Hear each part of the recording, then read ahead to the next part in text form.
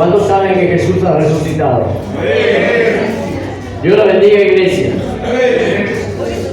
Ayúdame a buscar en su Biblia en Marcos, cuando la hermana dijo Marcos capítulo del devocional, yo dije, me quemó la predica. Marcos capítulo 16,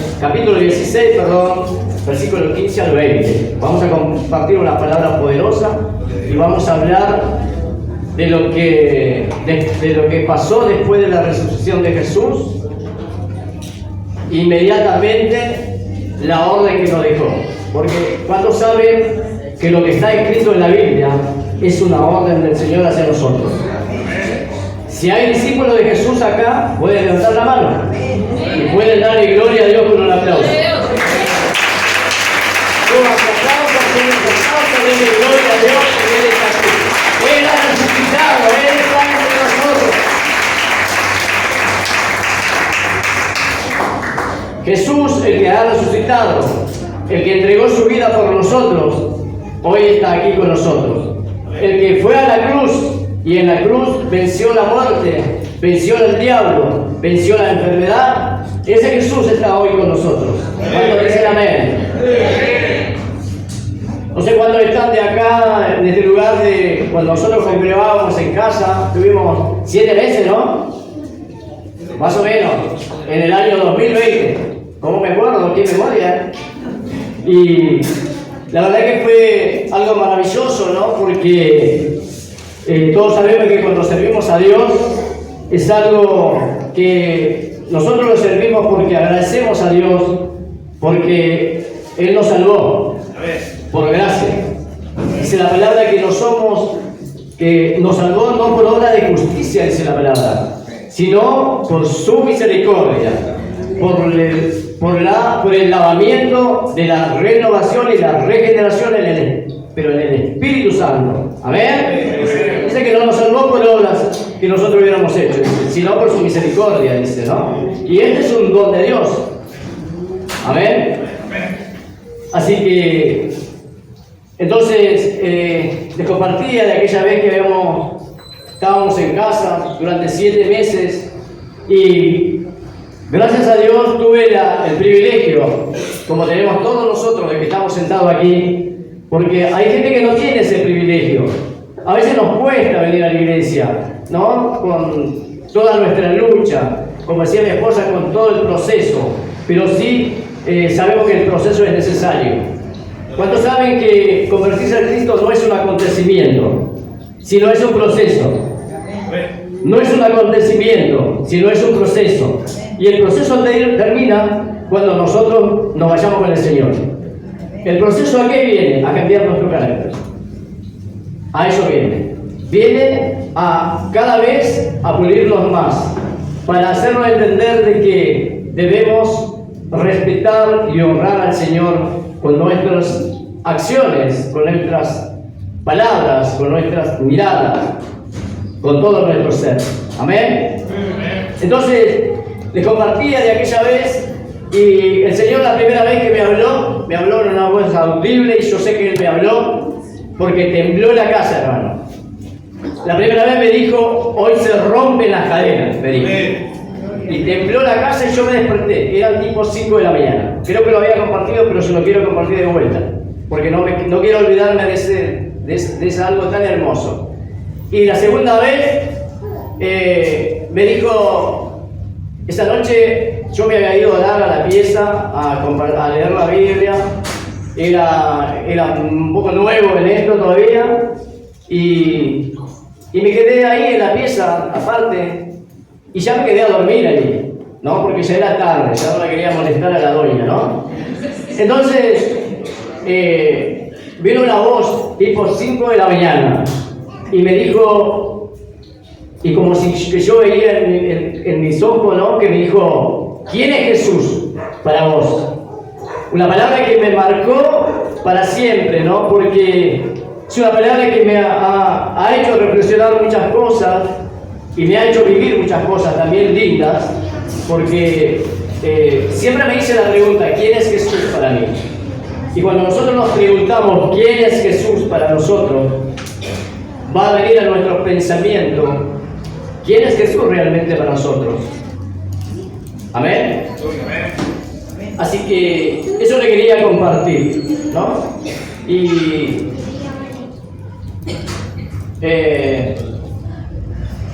entonces esa historia le quería compartir a ustedes porque la verdad que fue de mucha bendición para mí preguntarme yo qué estoy haciendo con lo que Dios me ha dicho, qué estoy haciendo con la orden que Dios me dio. ¿Qué estamos haciendo? Yo veo una iglesia muy tranquila. Levanto la mano yo porque me cuento como que debemos activarnos más.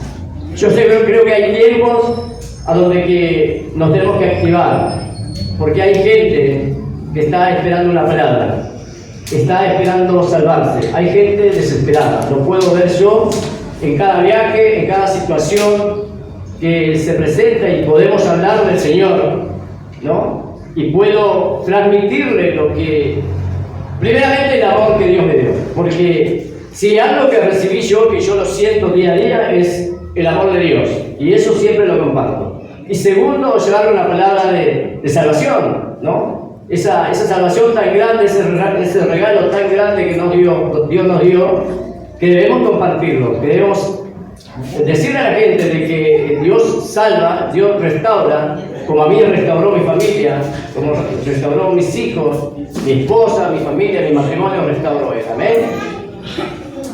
Entonces, ese Jesús que hoy quiero predicarles, ese Jesús, el que restauró mi familia, ese Jesús es el que murió por nosotros.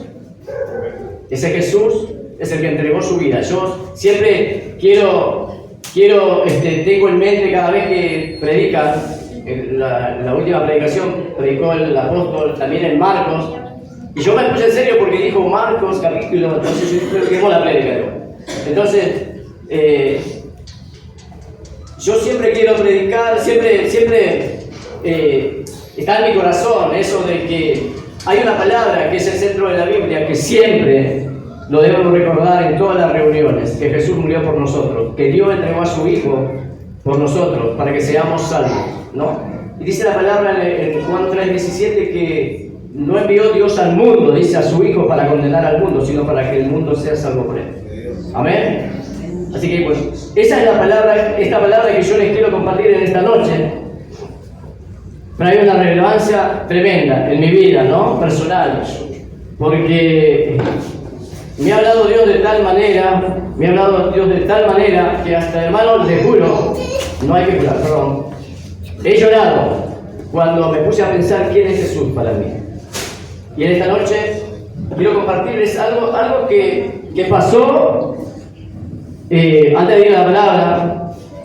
¿Qué pasó cuando dice que Jesús estaba con sus discípulos y le preguntó, ¿quién dicen los hombres que es el Hijo del Hombre? ¿No? Acá veo algo, cuando contestaron los hombres, ¿no? Contestaron los discípulos, que uno decían que era Jeremías, otro, algunos de los profetas, Elías. Entonces yo puedo ver de que cuando uno está en lo natural contesta con dudas y adivinando, pero acá en la iglesia Dios no acepta ningún adivino. Amén.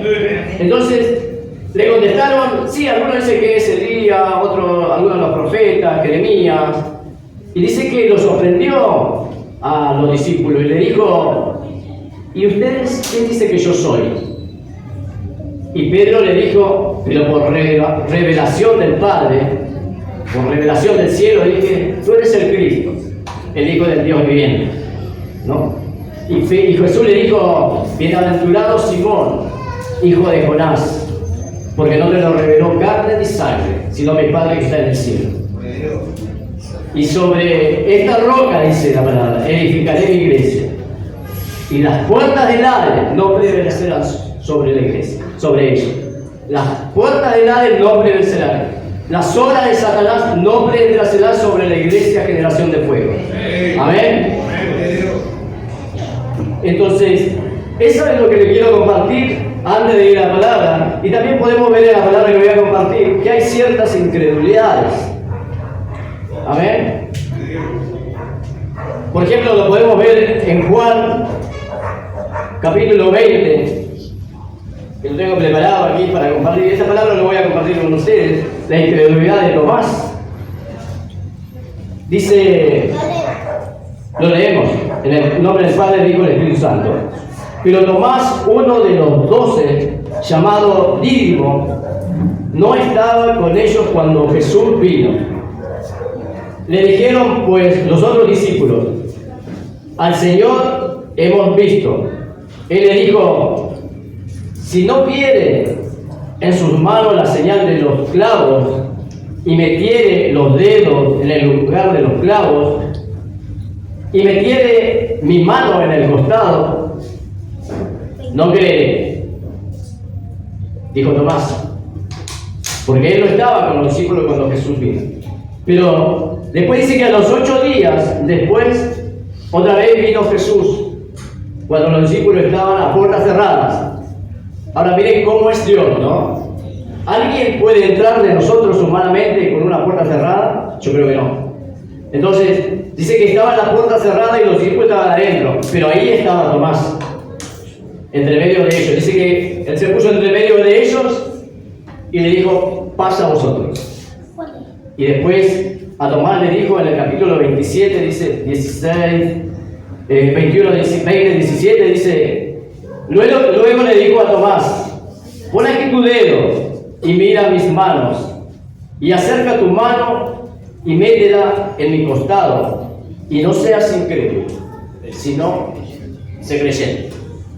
Podemos ver la incredulidad que había en los discípulos de Jesús, que no creían cuando lo vieron resucitado, que aún no creían cuando también los discípulos, cuando María Magdalena lo vio primero y le dijo, y no creían. Después cuando iban al campo, creo que eran 2 discípulos, uno era Santiago el menor y el otro era Cleofás, algo así. Se le apareció Jesús, entonces ya no iban 2, iban 3, los 2 discípulos, y cuando ellos le contaron a los otros discípulos, tampoco creyeron. Así que esa palabra es la que les quiero compartir en esta noche, ¿no? Ahora, ¿qué me lleva a creer en Jesús? Creer en Jesús es amarlo, respetarlo, honrarlo. Amén. Creer en Jesús también es compromiso, responsabilidad, lealtad, fidelidad, honestidad. ¿Cuánto da gloria a Dios? Amén. Entonces, en Mateo capítulo 25, versículo 23, dice la palabra: bien, buen siervo y fiel, sobre poco has sido fiel, sobre mucho te pondré. Dice: entra en el gozo de tu Señor. Ahora, ¿cuál es ese gozo del Señor del cual la palabra habla? El gozo del Señor es la intensidad, la alegría, la complacencia que siente un cristiano en el reino de Dios y su justicia. Por eso la palabra dice: buscar primeramente el reino de Dios y su justicia, y lo demás va a ser añadido, ¿no? Entonces yo quiero saber cuántos en esta noche están listos para entrar en ese gozo del Señor. ¿A dónde está la gente del nuevo pacto? ¿A dónde está la nueva Israel espiritual? ¿A dónde están los discípulos de Jesús? Si nosotros estamos aquí, creo que somos discípulos de Jesús. Aquella gente que está por primera vez, no sé si hubo venida o que hace poquito que está viniendo, tal vez no es exactamente para ellos la palabra, pero sí a la iglesia que hace rato que ya estamos, hace años que estamos.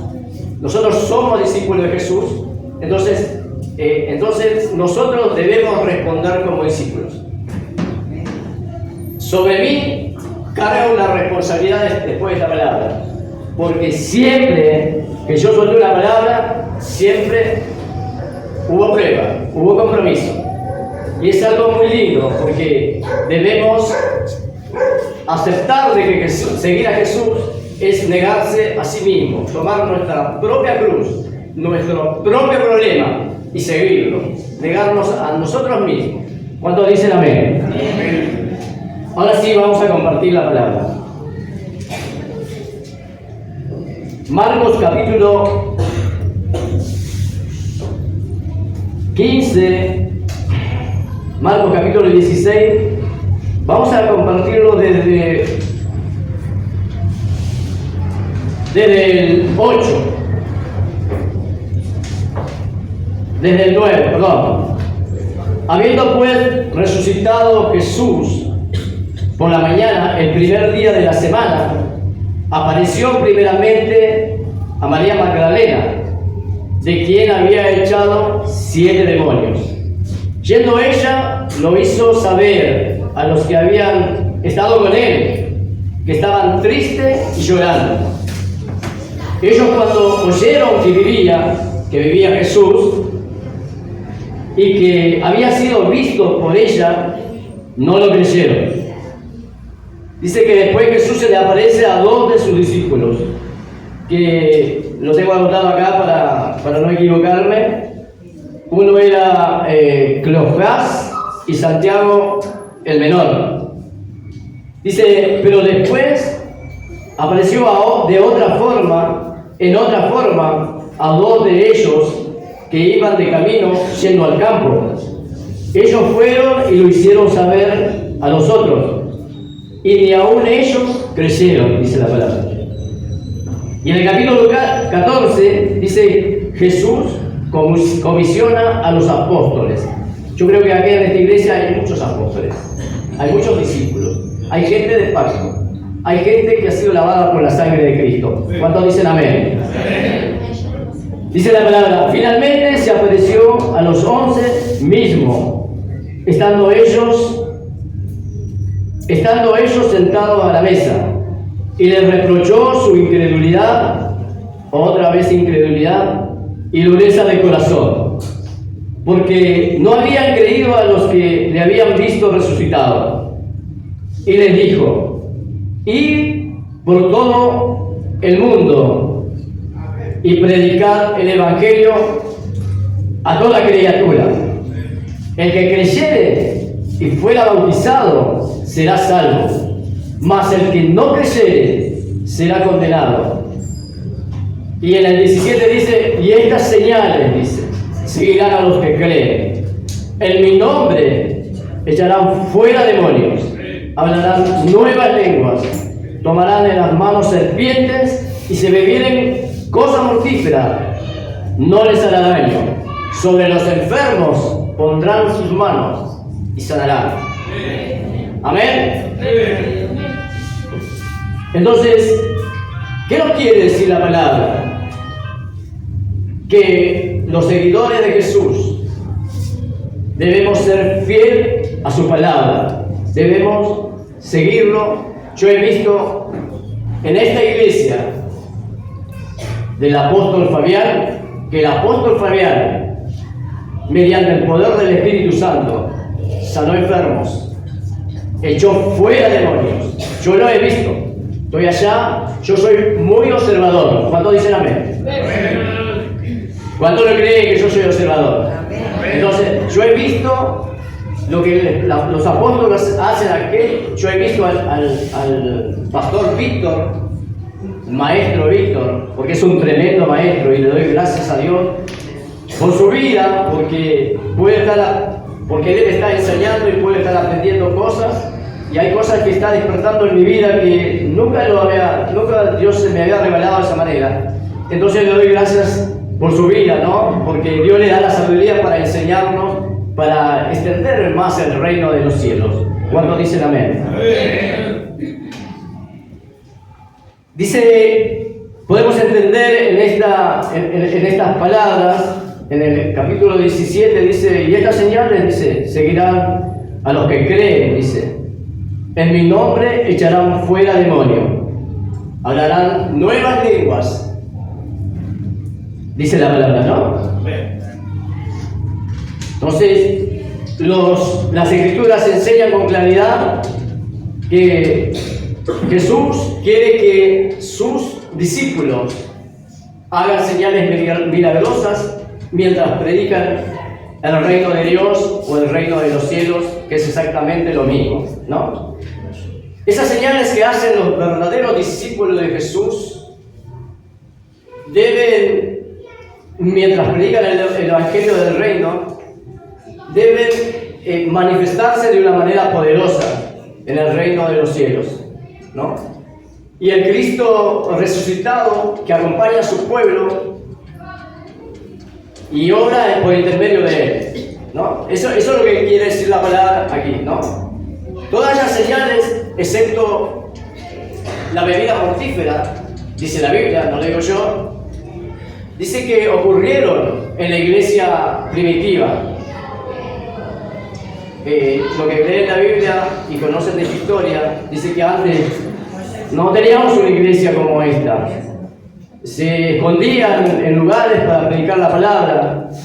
Y es una enseñanza que a mí me choca mucho, porque a veces yo, teniendo todas las posibilidades de venir a la iglesia, a veces es como que me cuesta un poco, ¿no?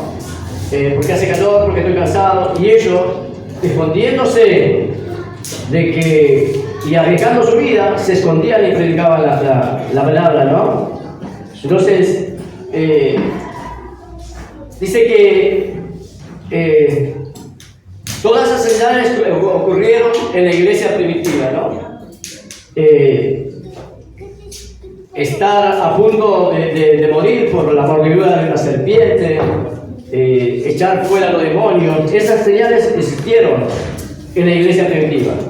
Esas manifestaciones espirituales, yo creo que hoy por hoy están en esta iglesia, pero deben continuar, porque las Escrituras no sugieren que esas señales, que esas manifestaciones estén restringidas, que estén restringidas después de la ascensión de Jesucristo. O sea, esas señales estuvieron hasta que antes que Jesús fue llevado al cielo. Entonces la Biblia nos enseña de que esas señales estuvieran restringidas. O sea, actualmente se tiene que seguir, la iglesia tiene que seguir haciendo señales, milagros y prodigios. Los seguidores de Jesús no solo tienen que predicar el evangelio del reino, sino también tienen que hacer real ese reino como lo hizo Jesús. Amén. Así que el Marcos, Jesús indica en Marcos capítulo 16, versículo 15 al 20, que esas señales son dones, no son dones espirituales, todavía no me diga nada, no son dones espirituales para unos pocos, sino que se le daría a todos los creyentes que, en obediencia a Cristo, predicaran el evangelio de Jesús. Amén. O sea, que, por ejemplo, no cualquiera va a poder hacer esas señales, no va a poder sanar enfermos, no va a poder echar fuera demonios, ¿no? Sino los que estuvieran en la obediencia a Cristo. Muchas veces yo dije que la obediencia trae bendición. A veces no es necesario otra cosa sino que obedecer. A través de la obediencia está la bendición. Y dice la Biblia que la falta de esas señales en la iglesia moderna de hoy, la falta de esas señales en la iglesia moderna de hoy, me trabé. Dice que la falta dice que no está, la falta dice que está en el corazón de nosotros. No es que Cristo haya incumplido su promesa, sino que la falta está en el corazón de nosotros. Dice que, amén. Y para terminar, y así le entrego la congregación al apóstol Fabián, Cristo prometió que su poder, autoridad y presencia acompañaría a su pueblo en la batalla que libra contra el reino de Satanás y todos sus demonios. Yo creo que se tiene que librar a las personas de su cautiverio mediante la predicación del Evangelio y el poder del Espíritu Santo. Ahora, el mensaje ha concluido, hermanos. Yo le hago una pregunta. ¿Cuántos creen que Jesús ha resucitado? ¿Cuántos creen que debemos amar al Señor, que debemos respetarlo, que debemos honrarlo, ¿no? Debemos honrarlo con nuestra forma de hablar, con nuestra forma de mirar, con nuestra forma de escuchar y también de compartir las palabras que compartimos en nuestra vida diaria, ¿no? Que a veces se presentan siempre oportunidades de gente que no es de Dios, que no se congrega, que no sirve a Dios y que ellos están en lo natural. Y podemos escuchar conversaciones, pero nosotros no tenemos ni con una sonrisa aceptar sus conversaciones. No debemos contaminarnos porque sabemos que cuando nosotros nos contaminamos, perdemos la bendición del Señor. Yo estoy muy agradecido por Dios porque Él me ha sacado de lugares muy comprometidos que estaban en mi vida, ha restaurado mi familia, ha restaurado mi matrimonio, me ha añadido muchísimas cosas de las cuales no puedo decir hoy, porque yo primeramente busco el reino de Dios, lo demás va a ser añadido, dice el Señor, y en mi vida añadió muchas cosas. Así que yo le doy gracias a Dios por poder compartir esta palabra y el privilegio, ¿no?, que he tenido de compartir una palabra. Espero que les sea de bendición y que Dios nos ayude a cumplir su orden. Dice la palabra, ir por todo el mundo y predicar el Evangelio a toda criatura. El que creyere y fuera bautizado, dice la palabra, será salvo, mas que el que no creyere será condenado. Y estas señales seguirán a los que creen. En mi nombre. A veces, cuando yo era nuevo, decía, cuando alguien predicaba o daba un devocional, dice, estas señales seguirán a los que creen, en mi nombre echarán fuera demonios. Después, leyendo la palabra, día a día me revelaba cosas, ¿no?, diferentes. Entonces, dice, y estas señales seguirán a los que creen. ¿Qué quiere decir Jesús? A los que creen, no en mi nombre, no. A los que creen que Jesús resucitó, a los que creen que es el Hijo de Dios, a los que creen que Él entregó su vida en la cruz por nosotros, a los que creen que Él venció al mundo. Entonces, por eso la palabra siempre nos recuerda al apóstol Fabián que somos más que vencedores en Cristo Jesús. Hermanos, les mando un súper abrazo, que Dios los bendiga.